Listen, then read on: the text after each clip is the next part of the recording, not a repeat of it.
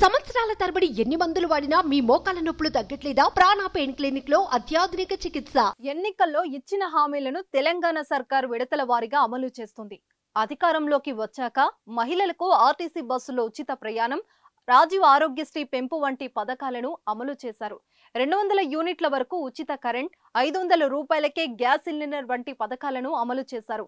ఆ తర్వాత పార్లమెంట్ ఎన్నికలు రావడంతో కోడ్ కారణంగా పథకాల హామీల అమలుకు బ్రేక్ పడింది. ఇక ఎన్నికలు పూర్తయి ఫలితాలు కూడా విడుదలై 2 వారాలు కావడంతో మిగిలిన హామీల అమలుకు రేవంత్ రెడ్డి సర్కార్ కసరత్తు ప్రారంభించింది.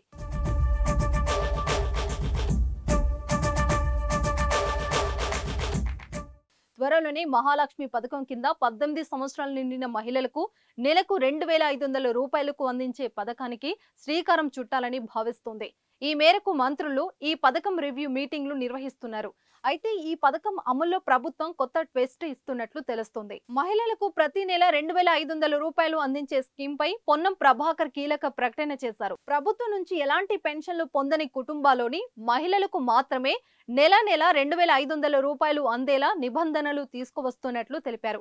దీంతో వితంతు, వికలాంగుల వంటి నెల పెన్షన్లు తీసుకునేవారు కుటుంబాల్లో ఒక్కరున్న వారికి ఈ పథకం వర్తించదని తెలుస్తుంది.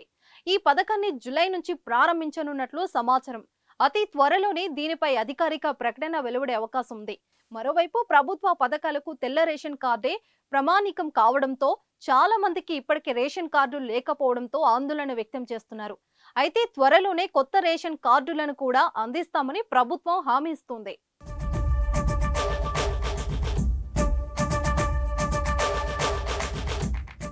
సుమన్ టీవీలో మీ పర్సనల్ అండ్ బిజినెస్ ప్రమోషన్స్ కోసం కింది నెంబర్కి కాంటాక్ట్ చేయండి.